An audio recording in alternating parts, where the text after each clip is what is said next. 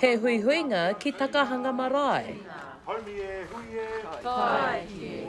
Mō te taha hauora, taha ngā hau anō hoki, mō te hāpori o Kaikōura. It's incredible. Lots of our mainstream health partners were saying that there was vaccine fatigue and nobody wanted to be vaccinated. Ko whakatū te Tai O Marokura i tētahi rā hauora ki te pā. Hei aha, hei tōtō mai i te hāpori kia whiwhi kōrero mō te taha hauora. Hau ngā atu i ngā wāhanga hauora, wāhanga ngā hau anō hoki, ko te whakatōrongoa ārai mate, tētahi o ngā take nui o te kaupapa nei.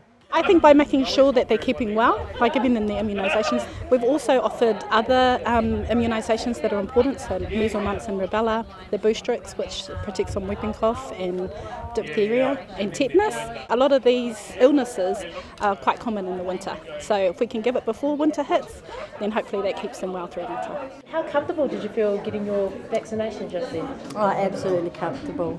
On my own marae, with whānau around me, awesome. And the nurses were treating you really well? Oh yeah, the nurses are awesome.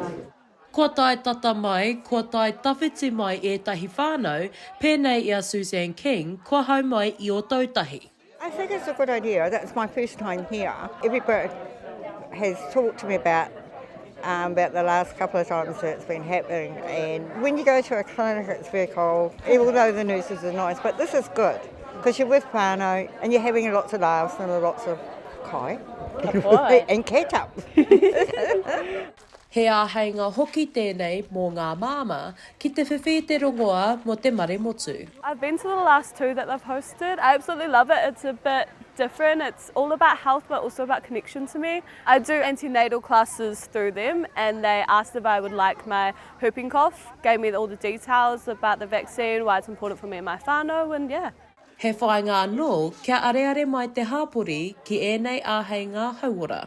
Te Tai O Marokura is committed to supporting every health and social need that we can within the takiwā of Ngāti Kuri. That's what we're here and that's what we're about, hauora, true hauora. Vaccination is only one small part of hauora and you'll see some of that journey today.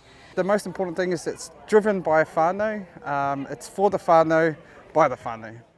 Ko te tūmanako, ka haere tonu te kaupapa nei, haere nei te wā. Shakayla Andrews-Alapaki, Tahu News.